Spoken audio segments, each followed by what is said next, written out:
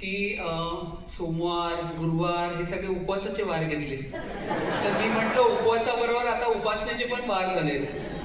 पण नंतर मी असं माझ्या मनात आलं की ढाकणे साहेब की आपण जास्त देवाच्या मागे लागलो तर देव पण घाबरतो ना. तसं इतकं उपवासाचे वार सगळेच घेतले तर हे पण घाबरतील सर्व. पण एनिवे अतिशय चांगला उपक्रम आहे आणि 2022 पासून हा सुरू आहे. तर तुमचं पूर्ण शिक्षण विभागाचं आणि सन्माननीय आमच्या शिक्षण अध्यक्षा श्रीमती शिरवाडकर मॅडम तुमचं करावं तेवढं कौतुक कमी आहे. अतिशय चांगला उपक्रम आपल्या मुंबई शाळेतल्या विद्यार्थ्यांसाठी तुम्ही ह्या ठिकाणी घेतलेलं आहे.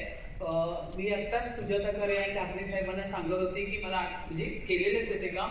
आम्ही 2000 मला वाटतं 14-15ला मी अध्यक्ष होते. त्यावेळी आम्ही मुंबई महानगरपालिकेच्या मुलांना US ला पाठवलं होतं आणि त्या ठिकाणी तो गणिताचाच विषय होता. आता मला तो आठवत नाही पण आम्ही त्या जवळपास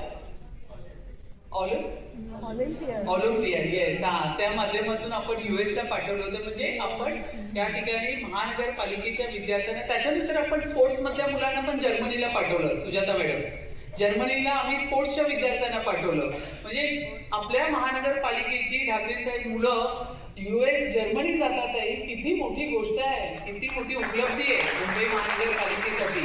आणि आज जेव्हा नेहमी बोललं जातं की पालिकेच्या शाळेमध्ये आपण कसं घालायचं तर हा एक विषय आहे बाहेर मुंबईकरांना की बघा पालिकेच्या शाळेतले विद्यार्थी कुठच्या कुठे जातात साता समुद्र पार.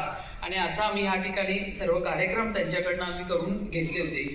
मुंबई ही वेगासाठी ओळखली जाते पण आज आपली मुंबई ही शिक्षणातील एका ऐतिहासिक बदलाची साक्ष या ठिकाणी देत आहे. म्हणूनच आजचा हा सोहळा जो आहे तो मुंबई महानगरपालिकेच्या शिक्षण विभागाने घेतलेले कष्टाचे आणि दूरदृष्टीचे यश साजरा करण्यासाठी मिशन मेरिट स्टेम सुधारणा कार्यक्रम माध्यमातून मुंबई महानगरपालिकेच्या शाळेचा जो दर्जा आहे तो अतिशय चांगला आंतरराष्ट्रीय पातळीवर नेऊन ठेवला आहे.